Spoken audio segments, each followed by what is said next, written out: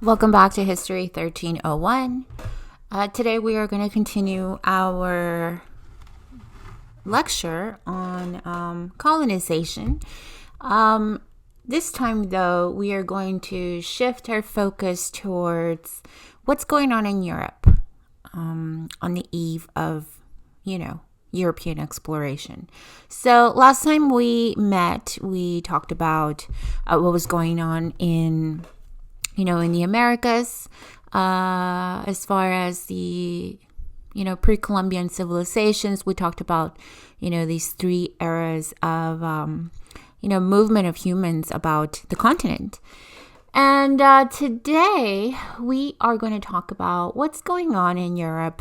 What are some of the forces? What are some of the reasons for European exploration? We left off last time talking about, the end of feudalism. We talked about what feudalism is as a system, to organize society, how it works, how it reciprocates. But there were these major forces, these major events that took place, such as, the Renaissance, such as the rise of the merchant class, the Crusades, the Black Death, and the 100 Years' War, which are going to essentially poke holes in feudalism as a functioning and acceptable system to organize society. And so now we're going to have all of these outside forces that are compelling people to essentially become more mobile and to seek riches and opportunity elsewhere. So, before we get into, how the English, the Spanish, the French start to explore outside of their country, I want to talk very briefly about the decline of Catholic Europe. Okay, so for a very long time, the Catholic Church had a very strong hold over, the region. In many ways, the church was just as powerful as, any king, right? The Pope was very, very powerful. They wielded a lot of power. But several things are going to start to, again, sort of challenge the authority of the church as well. And so when we look at, what is it that changed? What led to the decline of Catholic Europe, prior to 1492? And we can look specifically at this right here. So there's this new attitude towards humankind that resulted from urbanization, consolidation of monarchical powers, and the rise of popular piety. So we're going to break that down in a second, okay? But first, let's go ahead and talk about what Christian humanism is.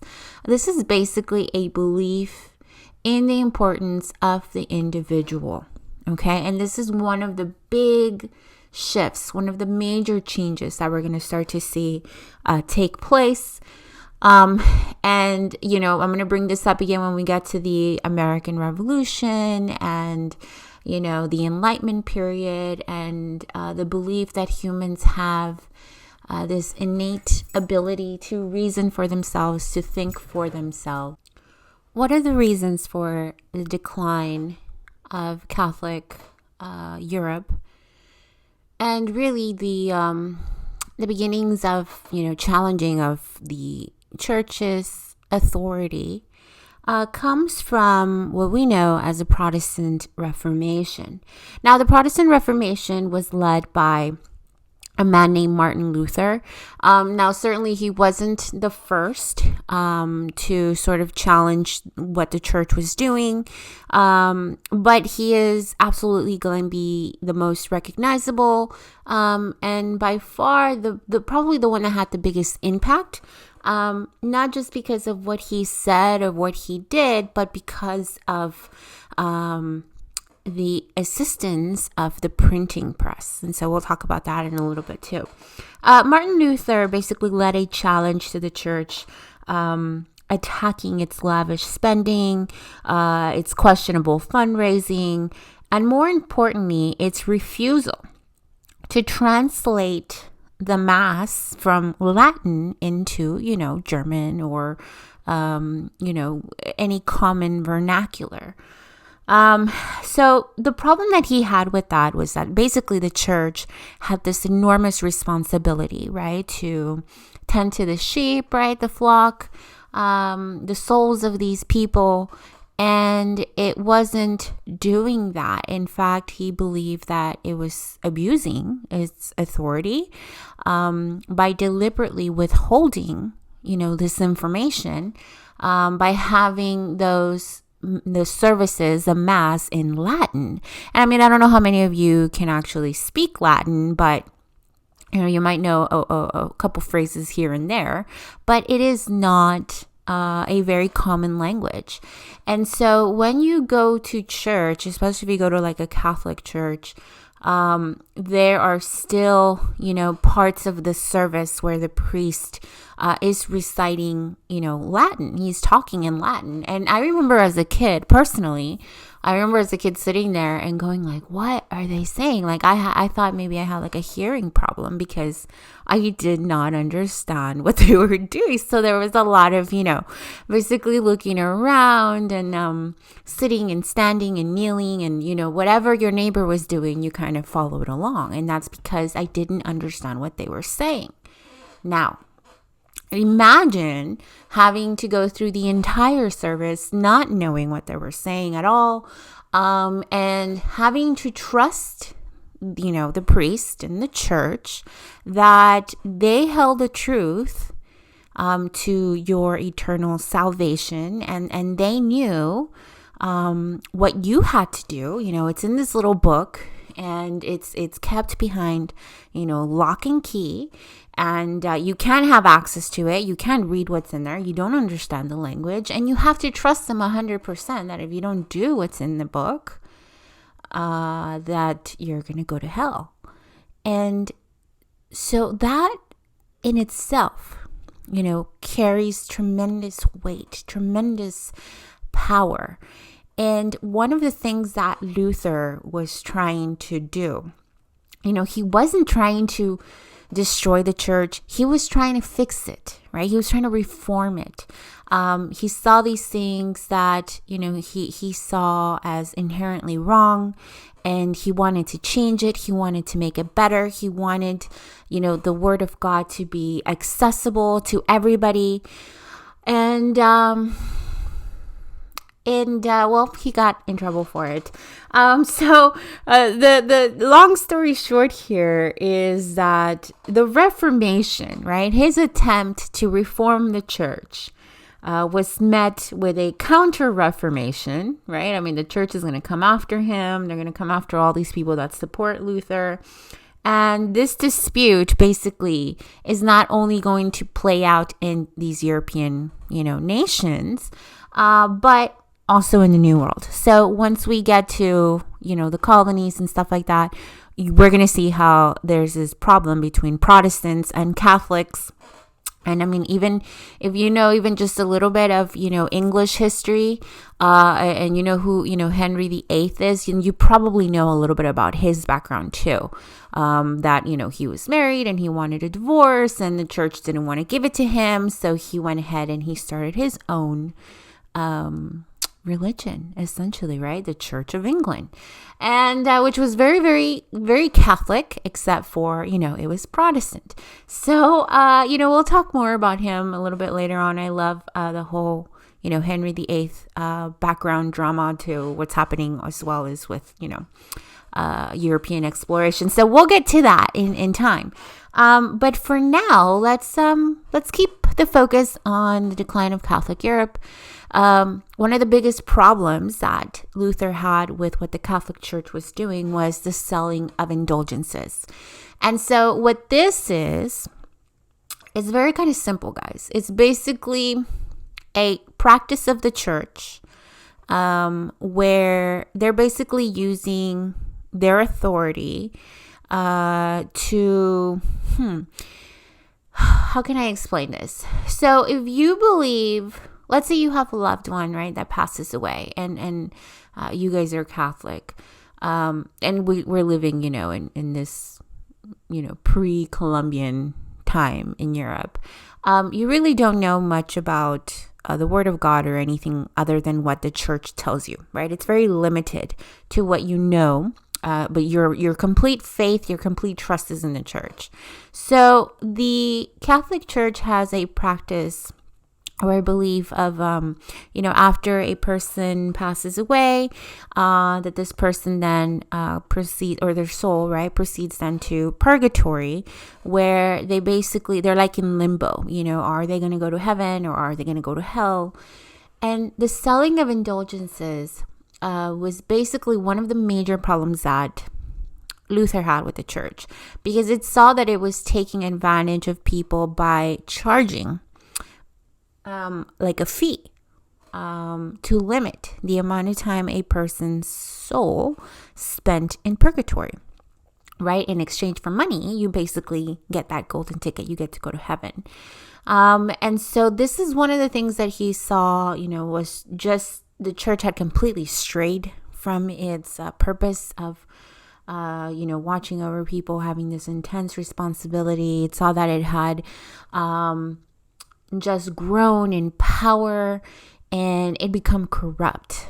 And so, it's one of the things that whenever you hear that selling of indulgences, it's basically like a little, like a golden ticket, to get to heaven a little faster. And so he thought that this was wrong. Other people agreed with him. And again, this goes back to why does his 95 theses, right, which is his 95 arguments that he makes, he writes out this big document. These are 95 things that are wrong with the church. He nails them to the door of the church, and people see them. And this movement just got, it got very powerful, and it got a lot of traction, and it got a lot of support. And then other people also challenged what the church was doing. And this is where, Protestantism comes from. This is, their attempts to reform the church resulted then in a counter-reformation. They basically excommunicate Luther and all of these other heretics, like they call them, because essentially they're going against the church. And like I said, this it's going to trigger like this war between Protestants and Catholics, not just throughout Europe, but also in the New World. Okay, and when we start talking about like Maryland, for example, and stuff like that, Virginia, Salem, you'll see how, the problems of the old world between Protestants and Catholics are going to be continuing over here. Okay, so let's talk about some of the reasons for exploration of lands outside of Europe. There's basically two, okay, especially during this time period. But first, you have alleviating a trade deficit, and then, of course, you have spreading Christianity, which is a very, very important motivating factor for these European countries. When it comes to, economics, obviously, there is a lot of demand for spices and perfumes and silks, and a desire really to find an alternative route to Asia, to India, to the Chinese, Silk Road. And because of that, and because of the high cost of these, luxury items, there is essentially going to be intense competition to try to find these alternative trade routes to go, to be able to avoid those Ottoman Turks, those Italian middlemen that have been basically controlling those routes. Okay, the other huge factor here as well is religion. Especially in places like Spain, where Christians had been fighting off the growth of Islam, right? The Moors, they are fighting this holy war. And so they see Islam as a threat, and they want to, fight against it by essentially Christianizing other places and fighting, the growth of Islam wherever Christianity is being threatened. So that basically brings us to, what's going on with the Portuguese. We will also be talking about the beginnings of European slavery and the Spanish as well. So let's talk about the Portuguese super fast. Couple of, key figures here to discuss when it comes to the Portuguese is, of course, Prince Henry the Navigator. He himself wasn't an actual navigator, but he sponsored many of these voyages. He used a lot of his own money to not just develop better technology, better, ships, better compasses, but he funded a lot of these voyages of discovery, which added to Portugal's dominance over, the sea. Another person that I want to mention briefly when it comes to the Portuguese and their, superior nautical abilities, and that's Vasco da Gama.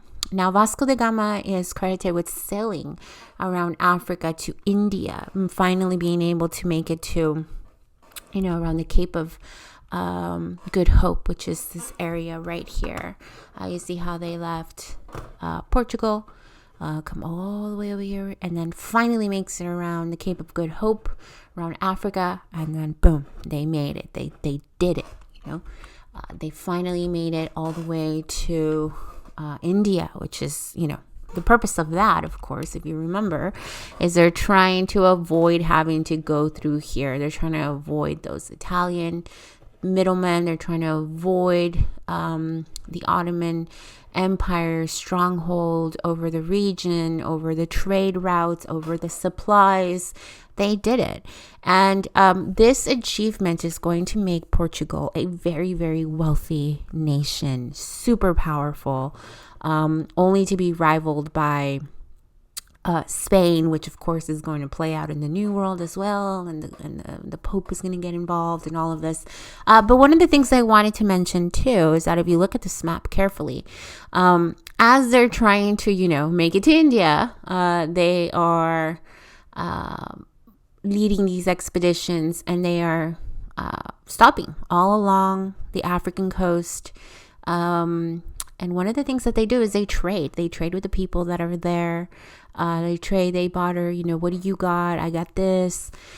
And this is where the introduction of slavery begins, when it comes to European slavery. It's because of trade between the Portuguese and Africans. Now, like I said, as the Portuguese are landing up and down that African coast, they offer, whatever spices, goods, perfumes they have with them. And they see what do the Africans have, and the Africans bring out African slaves. So what this means is that African slaves, that slavery already existed in Africa prior to Europeans, bringing them over or exporting them. And so, but, initially, African slaves, for especially these European, it was kind of an interesting thing. I mean, it was more of a novelty, almost like when you bring back a, like a souvenir or something like that when you go on vacation. And it wasn't until they started to settle in this island, this tiny, tiny, tiny little island right here, right there, of Sao Tome, where that light bulb went off, and the potential to make money using slave labor really becomes like, whoa, like an issue, right? These African slaves, they had the knowledge. Sao Tome provided the perfect environment to grow sugar cane, which, by the way, is in high demand. I always kind of like to liken it to like cocaine. Sugar is like the cocaine of this, the 15th century. it's in high demand. People want it. And these African slaves, they know how to grow it. It's a very, very risky, labor intensive crop. Usually these slaves, they don't live past the age of like 23, because it literally wears them down. They could lose an arm or a leg in the process of, actually harvesting the sugar cane and stuff like that. But it is very, very profitable. And so, when we look at where did the importation or the use of slaves for profit begin, and it's right here, with the Portuguese using African slaves to harvest sugar from Sao Tome. Okay, and so beginning in the 1400s, this is when Portugal colonizes Africa and begins importing slaves into Europe.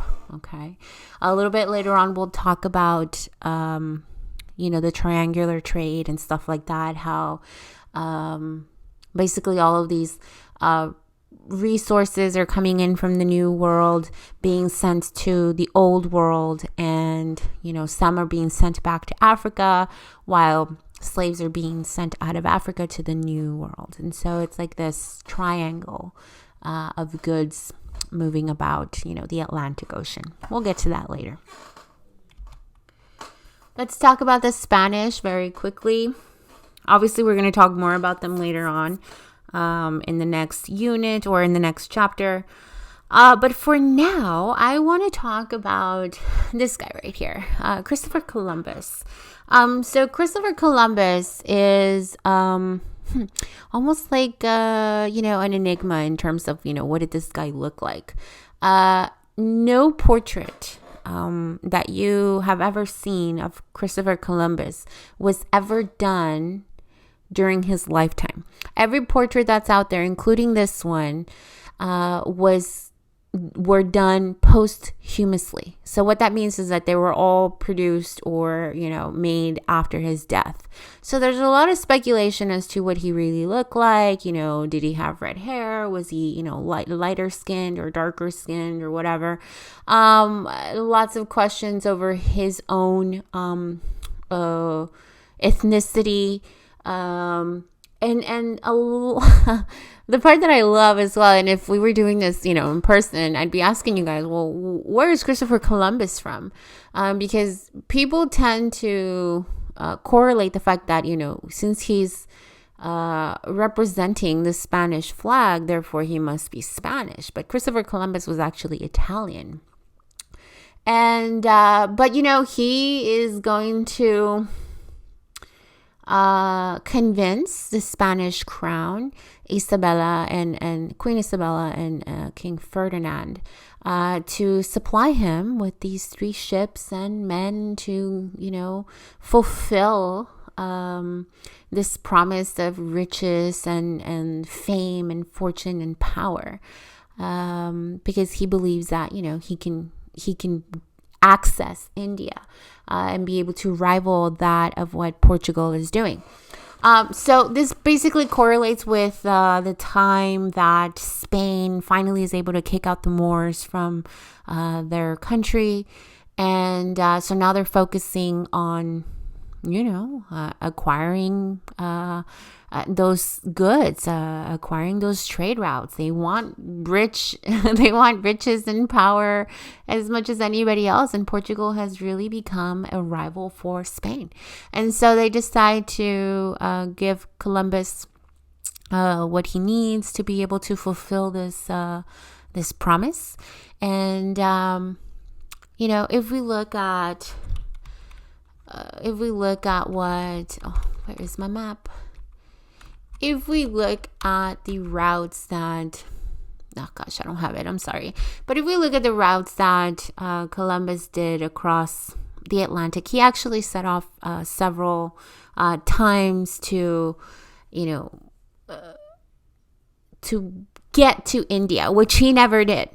Another thing as well is that he didn't actually make it to the continent of America, or, neither north or south. But yet he's sort of credited with the discovery of it, right? Even though he didn't actually make it to the actual continent. And also he wasn't the first explorer on these parts of the woods as well. But his voyage is responsible for essentially like capturing these the imagination of all of these other conquistadores, all of these other fortune seekers that set off these other waves of exploration. And it's not just going to be the Spanish that are trying to conquer these regions and achieve fame and fortune and riches for themselves, but the French are going to do it. More Portuguese are going to come, and the English as well. The English are going to be the ones that get into it a little bit later on in the game, so to speak. And we'll talk about the reasons why when we get to that in the next chapter. But these explorations are going to have devastating effects on the Native American communities, on these the peoples that were already here. And again, that kind of brings us to our discussion topic, right? Like, discovering America, discovering the New World. There was already people here, and we talked about that in the other lecture. They had thriving economies. They had developed their own language and customs, and they had their own religions and systems of society, how it was organized, and customs and traditions. And when these Europeans arrived, they tore them apart. They forced them to work. They enslaved them. They chained them up. They took whatever they had in terms of food. They took their women. They took their, they raped their women and children, and they did anything that they could to satisfy their own base appetites. And there is a long-lasting impact here, because it's not just the physical devastation that they laid upon these indigenous peoples. They murdered them. They sacked their villages. They literally, like, there is a book that was written by Bartolome de las Casas. It's called On the Devastation of the Indies, and where he talks about how he's a Spanish guy, and he's witnessing how these so-called Christians, as he says, play these games where they make wagers. They make bets against each other that which of them can kill the most, whether they can kill a mother and child by driving their sword through both of them at the same time. How they would take, snatch babies from the arms of their mother and bash their heads into the rocks, killing the infant. Horrible things. Almost like, I wish I could be sharing that document with you right now. It's very powerful, and it rivals anything that you might see like on the goriest of Game of Thrones episodes. And it when we look in terms of the population sizes, by the time the English make it to Massachusetts, right, like to Salem, right, the Mayflower, we are talking about from 1492 all the way to, let's say, 1607. The Native American population in the New World, right, in the Americas, is a fraction of what it used to be. And by fraction, I'm talking like 1/10.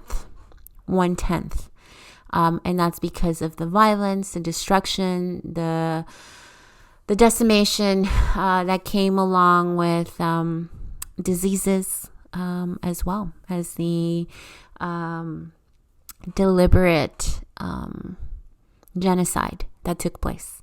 So one of the things that I want you to sort of tell me about is in this discussion is, should we continue to celebrate Columbus Day? This is a topic that I've been doing for years now, and it's I didn't ever think that it would get this way, where I'm actually like seeing statues of Columbus being taken down and being stained with red paint and stuff like that. There is this massive movement where people are trying to rewrite the history, to paint these heroes as nothing short of monsters. And there's consequences to that, right? There's also a very deliberate attempt to tell the story of indigenous peoples, to call back to those people's ancestors, and to recognize what they did, and to recognize their place in history as well.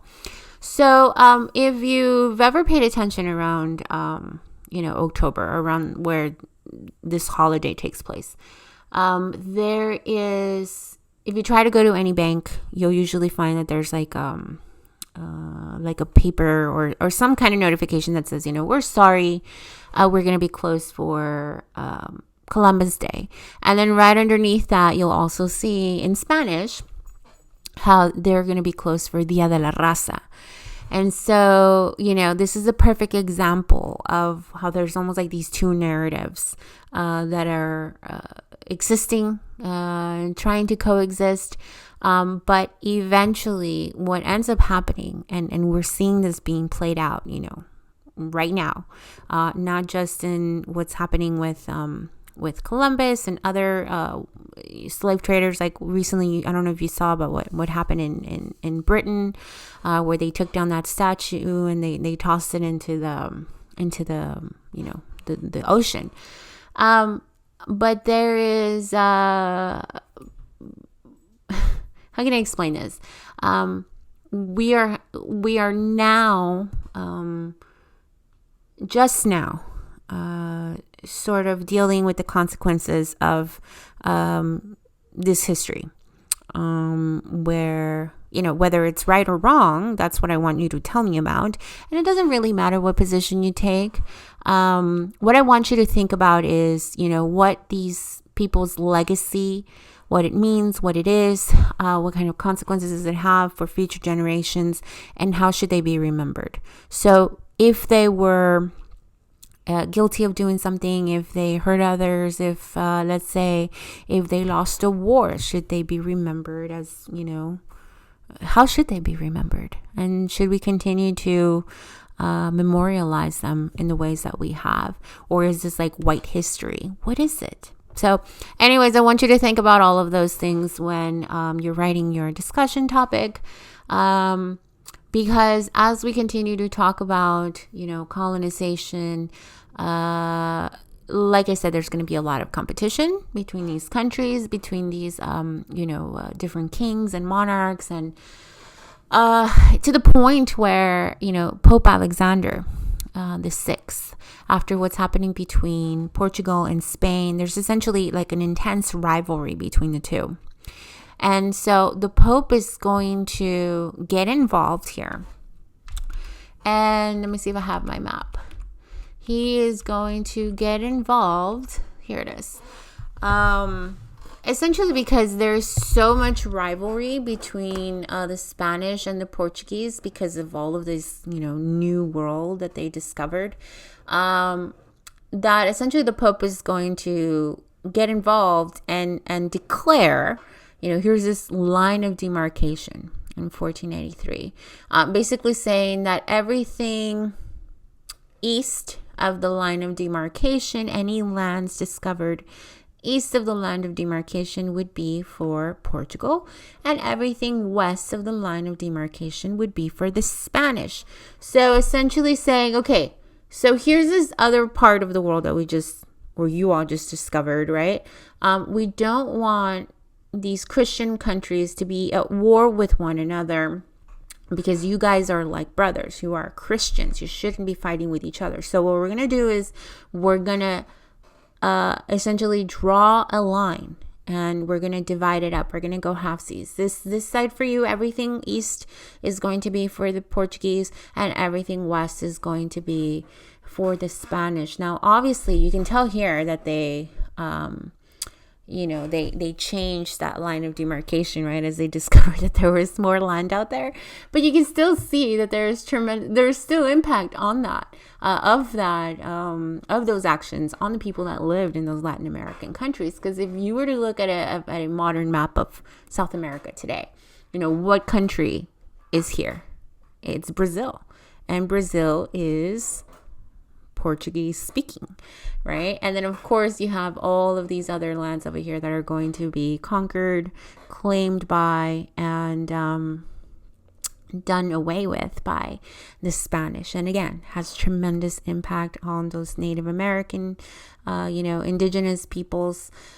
And then this is the map I was trying to show you earlier, right? Where you see Columbus, Ponce de Leon, all of these different waves of exploration. And they're going to have devastating, long-lasting effects on the people that are there. One of which is, of course, the Columbian Exchange.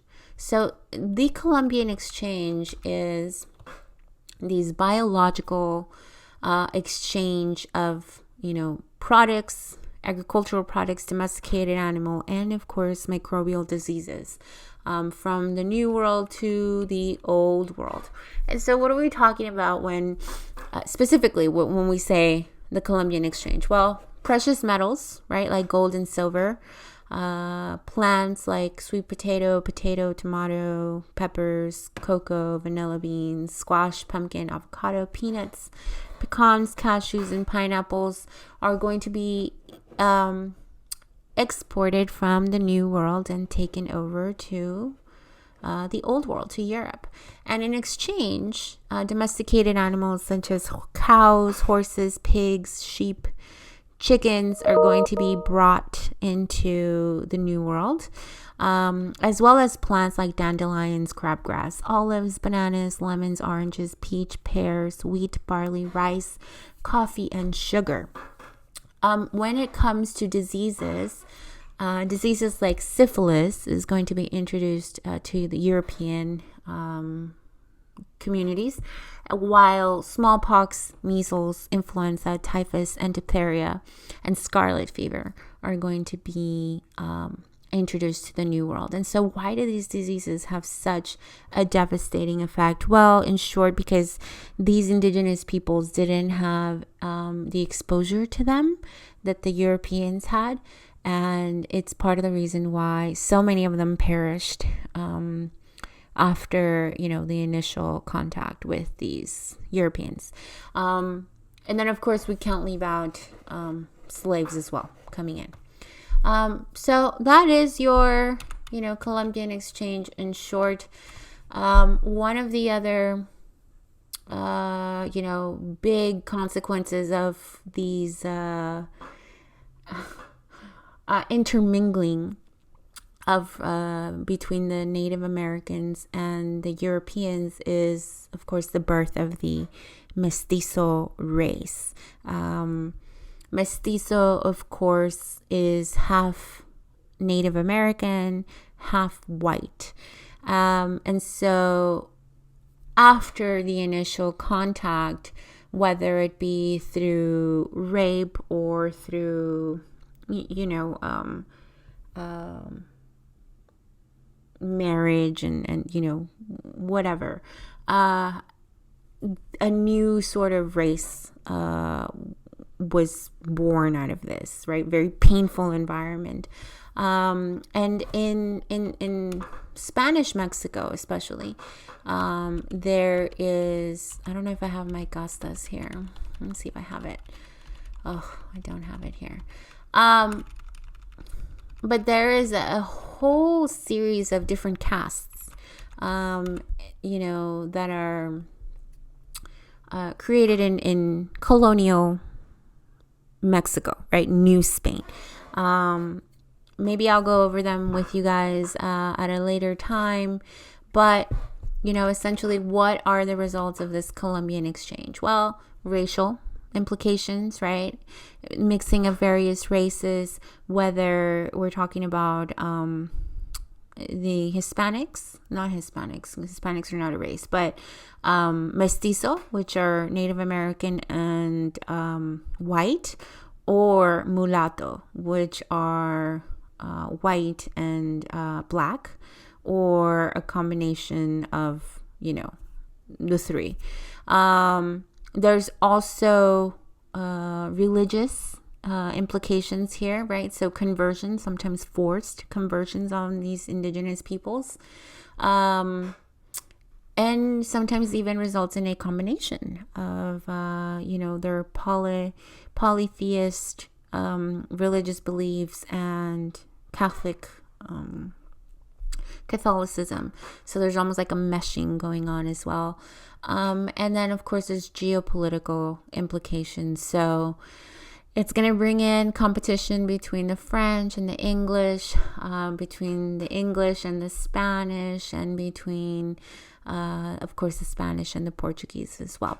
So more and more New World exploration, more decimation of these indigenous peoples, more intermingling of the races, more conquering, and more land claims for these countries, which are going to have severe, long-lasting, devastating effects. So that pretty much does it for us for this week. Stay tuned for the next lecture, where we will be focusing more intensely on the French colonies, the English colonies, and the Spanish colonies in the New World. This is all for me for now. I hope you guys have a great day. Bye.